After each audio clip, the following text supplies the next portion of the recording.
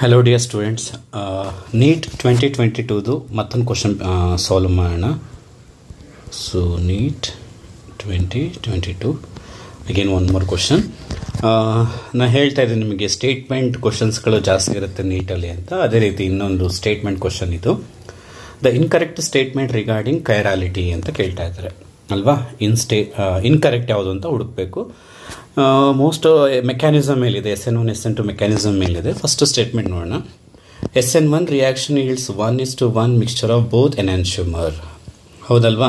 ನೀವು optically active ಇರೋ haloalkane ತಗೊಂಡು ಅದನ್ನು ನೀವು SN1 ಮೆಕ್ಯಾನಿಸಮ್ನ ಅಪ್ಲೈ ಮಾಡಿದಾಗ ಆಪ್ಟಿಕಲಿ ಆಕ್ಟಿವ್ ಇರೋದಕ್ಕೆ, ಓಕೆ, ಆಪ್ಟಿಕಲ್ ಆಕ್ಟಿವ್ ಇರೋದು ತಗೊಂಡು ನೀವು SN1 ರಿಯಾಕ್ಷನ್ನ ಪರ್ಫಾರ್ಮ್ ಮಾಡಿದಾಗ ನೀವು ನೆನಪಿರ್ಬೋದು, ನಿಮಗೆ ಮಿಕ್ಸ್ಚರ್ ಆಫ್ ಡೆಕ್ಸ್ಟ್ರೋ ಮತ್ತು ಲೀವೋ ಎರಡೂ ಬರುತ್ತೆ.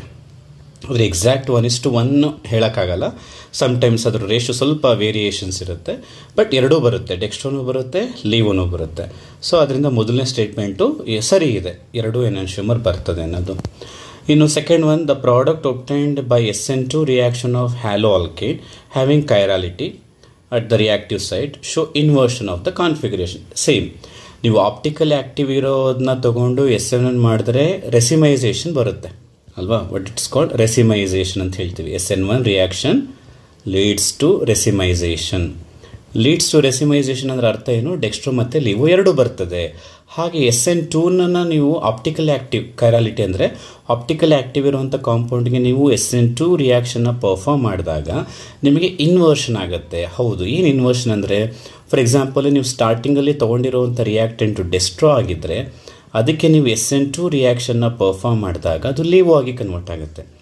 ಅಕಸ್ಮಾತ್ ನೀವು ತೊಗೊಂಡಿರುವಂಥ ಕಾಂಪೌಂಡು ಆಪ್ಟಿಕಲಿ ಲೀವೋ ಆಗಿದ್ದರೆ ಅದಕ್ಕೆ ನೀವು SN2ನ ಪರ್ಫಾರ್ಮ್ ಮಾಡಿದಾಗ ಅದು ಡೆಕ್ಸ್ಟ್ರೋ ಆಗಿ ಕನ್ವರ್ಟ್ ಆಗುತ್ತೆ. ಕಂಪ್ಲೀಟ್ ಚೇಂಜಸ್ ಆಗುತ್ತೆ.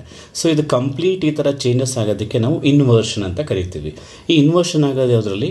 SN2ನಲ್ಲಿ. ಅದರಿಂದ ಎರಡನೇ ಸ್ಟೇಟ್ಮೆಂಟು ಕೂಡ ಕರೆಕ್ಟ್ ಆಗಿದೆ. ಮೂರನೇ ನೋಡೋಣ. Enantiomers are superimposable mirror images on each other. ನೀವು ಎನಾನ್ಶಿಯಮರ್ ಡೆಫಿನಿಷನ್ ರೀಕಾಲ್ ಮಾಡ್ರಪ್ಪ. What is enantiomers? They are stereoisomers which are non superimposable. ಅಂದರೆ ಮಿರರ್ ಇಮೇಜ್ ಏನಾಗಬಾರ್ದು, ಸೂಪರ್ ಇಂಪೋಸ್ ಆಗಬಾರ್ದು, ಅವಾಗ ಅದನ್ನು ನಾವು ಎನಾನ್ಶಿಯಮರ್ ಅಂತ ಕರಿತೀವಿ. ಬಟ್ ಇವ್ರೇನು ಹೇಳ್ತಾ ಇದ್ದಾರೆ? ವಿಚ್ ಈಸ್ ಸೂಪರ್ ಇಂಪೋಸಬಲ್ ಅಂತ ಹೇಳ್ತಾ ಇದ್ದಾರೆ. ತಪ್ಪಲ್ವಾ? ವಿಚ್ ಆರ್ ನಾನ್ ಸೂಪರ್ ಇಂಪೋಸಬಲ್ ಆಗಬೇಕು. ಅದರಿಂದ ಥರ್ಡ್ ಸ್ಟೇಟ್ಮೆಂಟ್ ತಪ್ಪಿದೆ.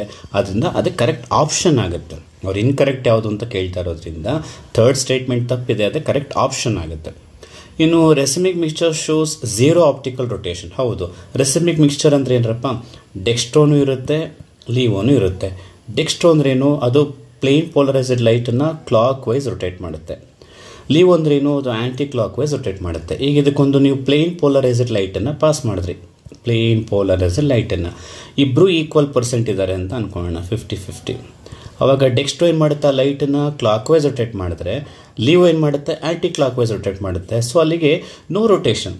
ಎರಡು ಈಕ್ವಲ್ ಅಮೌಂಟ್ ಇರೋದ್ರಿಂದ ಅಲ್ಲಿ ರೊಟೇಷನ್ ಸಾಧ್ಯನೇ ಇಲ್ಲ. That is ವಾಲ್ಡ್ zero optical rotation. ಯಾವಾಗ? ರೆಸಿಮಿಕ್ ಮಿಕ್ಸ್ಚರ್ ಅಂದರೆ ಇದೆ 50% ಡೆಕ್ಸ್ಟ್ರೋ 50% ಲೀವ್, ಎರಡು ಈಕ್ವಲ್ ಅಮೌಂಟ್ ಇದ್ದಾಗ ಅದಕ್ಕೆ ನೀವು ಪ್ಲೇನ್ ಪೋಲರೈಸರ್ ಲೈಟನ್ನು ಪಾಸ್ ಮಾಡಿದ್ರೆ ಅಲ್ಲಿ ರೊಟೇಷನ್ ಆಗಲ್ಲ. ಸೊ ಅರ್ಥ ಆಗಿದೆ ಅಂತ ಅನ್ಕೋತೀನಿ. ನೋಡ್ಕೊಳ್ಳಿ. ನೆಕ್ಸ್ಟ್ ಮತ್ತೆ ಇನ್ನೊಂದು ಕ್ವಶನ್ ಜೊತೆಗೆ ಮೀಟ್ ಆಗುವ. ಟಿಲ್ ಅಂಡ್ ಟೇಕ್ ಕೇರ್. ಬಾಯ್.